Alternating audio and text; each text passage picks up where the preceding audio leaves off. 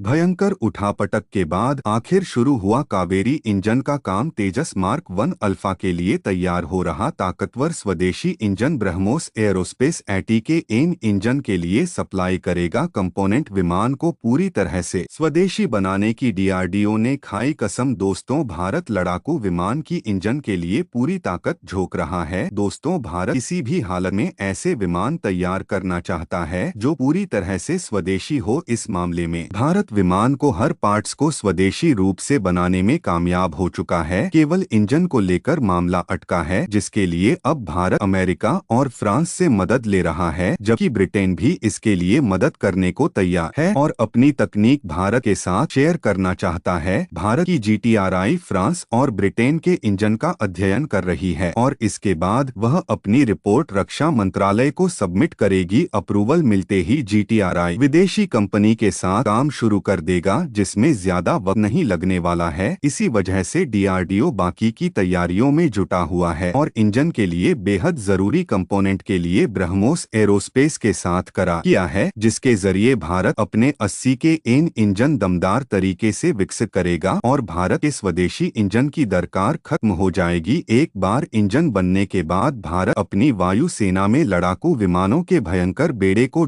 तैनात करने में सक्षम हो जाएगा और वायुसेना के पास विमानों की कमी नहीं रहेगी, बल्कि हम दुनिया को इनकी सप्लाई भी करेंगे। स्वदेशी इंजन बनाने के लिए भारत ने बहुत पहले की थी तैयार। 382 करोड़ का तगड़ा बजट खर्च करके मिशन को दिया अंजाम। 13 सालों का लंबा वक्त लगाने के बाद भी नहीं मिली कामयाबी। सरकार जल्द ही 400 तेजस मार्क 2 और एम का मार्क 1 बनाएगी, जिसके बाद 5वीं पीढ़ी का विमान दम भरेगा। इस बारे में हम आपको बताएंगे, लेकिन इससे पहले इनके लिए सबसे जरूरी इंजन की तलाश में भारत अभी तक क्यों कामयाब नहीं हुआ, इस बारे में हम आपको बताना चाहेंगे। तो दोस्तों, देश ने बहुत पहले ही अपने लिए स्वदेशी फाइटर जेट बनाने का फैसला किया था। लड़ाकू विमान HF-24 मारक को बनाने का फैसला किया गया, जिसके लिए इंजन की दिक्कत सामने आ रही थी और इस बारे में कदम उठाने का फैसला किया गया है। पहले इसे ब्रिस्टल ऑफिस 12 इंजन का इस्तेमाल करके बनाने की योजना थी, लेकिन जब इंजन बनाने के लिए नाटो के साथ बात नहीं बन पाई तो भारत को ब्रिस्टल ऑफिस 703 को लेकर काम करना पड़ा। बेंगलुरु में गैस टरबाइन रिसर्च एस्टेब्लिशमेंट ने आफ्टर बर्नर के साथ RPS 703 का एक वर्जन तैयार किया, जिससे इंजन की ताकत बढ़ जाए, लेकिन इंजन विमान के लिए फिट नहीं हो सका, जिसके बेस पर सरकार ने मार्च 1989 में 82.86 करोड़ की परियोजना की मंजूरी दी थी, जबकि जीटीआरआई ने 9 प्रोटोटाइप कावेरी इंजनों के साथ साथ 4 कोर इंजन विकसित किए, जिनका T1217 घंटे परीक्षण किया गया था, पर वे एक लड़ाकू विमान को ताकत देने में फेल हो गए। सीएजी ने बताया कि 6082% की लागत में वृद्धि और लगभग 13 वर्षों की देरी के बावजूद जीटीआरआई एक इंजन देने में असमर्थ रहा है जो LCA को पावर दे सकता था, लेकिन बाद में विदेशी इंजन का इस्तेमाल करना पड़ा। एडवांस लाइट हेलीकॉप्टर एक भारतीय डिजाइन और भारतीय निर्मित हेलीकॉप्टर होना था, लेकिन हेलीकॉप्टर में इस्तेमाल किया जाने वाला पावर इंजन फ्रांसीसी फर्म टर्बोमका के साथ मिलकर डिजाइन किया गया था। अब कावेरी इंजन को ड्रोन जैसी तकनीकों में इस्तेमाल के लिए फिर से डिजाइन किया जा रहा है। हालांकि कावेरी इंजन पर काम करने की वजह से तमाम तकनीकियां हासिल करने में मदद मिली है, लेकिन मुख्य लक्ष्य तक पहुंचने में हम नाकाम रहे हैं। अगर इसकी विफलता के कारण की बात करें तो metal science infrastructure testing facility और न्यूक्लियर टेस्ट के बाद तकनीक देने में पाबंदी ने उस वक्त हमें इंजन तक पहुंचने नहीं दिया। कोई भी देश, यहां तक कि हमारे सबसे करीबी दोस्त भी जेट इंजन के लिए तकनीक देना नहीं चाहते थे, जबकि सीएजी की रिपोर्ट के मुताबिक भारत की जेट इंजन की तलाश में इस क्षेत्र में माहिर वैज्ञानिकों की कमी का भी सामना करना पड़ा था। प्रोजेक्ट को मंजूरी के समय में जितने मैना पावर को मंजूरी दी गई थी, जीटीआरआई को लक्ष्य तक पहुंचने के लिए उसे लगभग 2 गुना करना पड़ा था। लेकिन अब भारत इंजन को लेकर कामयाबी के बेहद करीब आ चुका है, क्योंकि आज के हालत में भारत की धमक अलग है और दुनिया का हर देश बाहें फैलाकर भारत का स्वागत कर रहा है।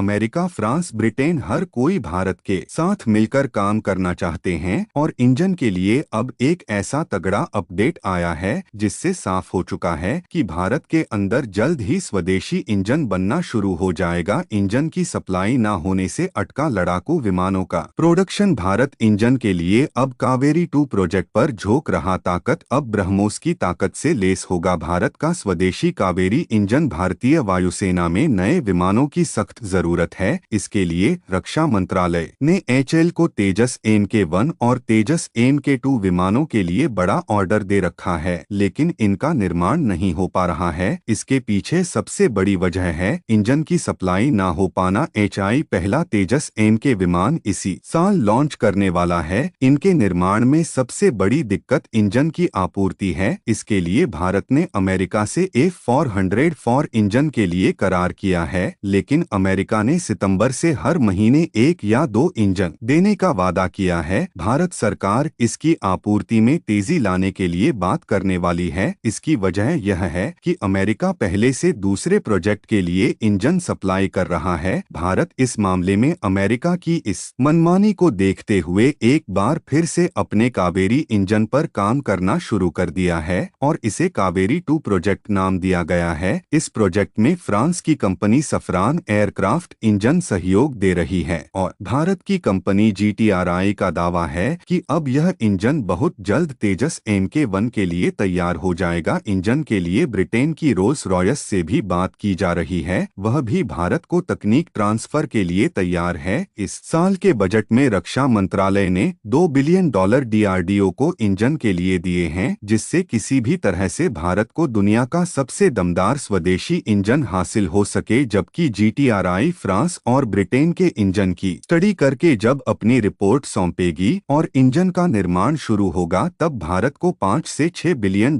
खर्च करने होंगे। फ्रांस की सफरान ने भारत के कावेरी इंजन का अध्ययन करके बताया था कि इसी इंजन में केवल 25 से 30% काम करके इसे फाइटर जेट के लिए तैयार किया जा सकता है। इसके अलावा इसे इस लेवल तक ताकतवर बनाया जा रहा है कि यह भारत के एम का प्रोजेक्ट और फिर छठी पीढ़ी के विमानों में भी इस्तेमाल किया जा सकेगा। अब भारत इस डील के काफी करीब पहुंच चुका है। इसी वजह से वह अपनी हर तरह की तैयारियों को पूरा कर रहा है। DRDO जरूरी कंपोनेंट की सप्लाई के लिए ब्रह्मोस एरोस्पेस से करार कर चुकी है, जो कि भारत और रूस का साझा कार्यक्रम है। भारत के कावेरी इंजन को ही 80 kN के ताकत हासिल करने के लिए तैयार किया जा रहा है, जिसके बाद इसे तेजस MK-1 और तेजस MK-2 में इस्तेमाल किया जा सकेगा। भारत अपनी सेना में ताकतवर विमानों को शामिल करने के लिए 5वीं पीढ़ी के एम का विमानों पर भी काम कर रहा है। जब तक भारत का अपना स्वदेशी इंजन तैयार नहीं होता है, तब तक भारत को अमेरिकी इंजन पर डिपेंड रहना होगा और पहले तेजस MK-1 विमान फिर तेजस MK-2 विमान तैयार होंगे, जिसके बाद ही एमका का नंबर आएगा, जिसमें 10 साल का वक्त लग जाएगा। भारत इस टाइम को कम करने की कोशिश कर रहा है और अपना इंजन हासिल करने के लिए बेतहाशा पैसा और ताकत झोंक रहा है। किसी भी हालत में भारत जल्द से जल्द स्वदेशी इंजन हासिल करना चाहता है, क्योंकि एक बार के पास इंजन की तकनीक आ जाने के बाद भारत न केवल डिफेंस एक्सपोर्ट में बेहद ताकतवर खिलाड़ी बन जाएगा, बल्कि लड़ाकू विमानों के मामले में दुनिया में सबसे मजबूत देशों की लिस्ट में शामिल हो जाएगा। और इन विमानों की डील से भारत की इकोनॉमी को तगड़ा बूस्ट मिलेगा, जिससे भारत दुनिया की दूसरी बहुत बड़ी आर्थिक ताकत बनने का अपना सपना बेहद जल्द पूरा कर सकेगा। तो दोस्तों, भारत के लड़ाकू विमानों के लिए स्वदेशी विमानों की तलाश को किस तरह से देखते हैं? अपना सुझाव जरूर बताएं और